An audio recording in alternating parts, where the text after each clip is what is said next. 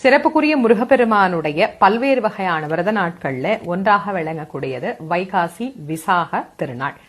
பொதுவா வைகாசி விசாகம் அப்படிங்கிற இந்த நாள் பல விசேஷங்கள் முருகனோடு தொடர்புடைய நாளாக இருந்தாலும் இந்த வைகாசி விசாகம் எந்த வகையில் முருகனோடு தொடர்புடையது அப்படிங்கறத நம்ம முதல்ல தெரிஞ்சுக்கணும் இல்லையா? சிவபெருமானுக்கு 5 திருமுகம், ஈசானம், தத்புருஷம், அகோரம், வாமதேவம், சத்யாஜதம் என்கின்ற பஞ்சமுகங்களோடு அதோமுகம் என்கின்ற 6வது முகமும் வெளிப்பட 6 முகங்களில் இருக்கின்ற நெற்றிக்கண்ணும் திறக்க அந்த நெற்றிக்கண்ணில் இருந்து வெளிப்பட்ட அக்னி பிழம்பில் இருந்து பெருமான் அவதாரம் பண்றார். பலமுறை இந்த விரதங்களை பத்தி சொல்லும் போதே சொல்லி இருக்கிறேன். பசி தாங்கக்கூடியவர்கள், உடல் ஆரோக்கியமாக இருப்பவர்கள் விரதம் இருங்க அப்படின்னு.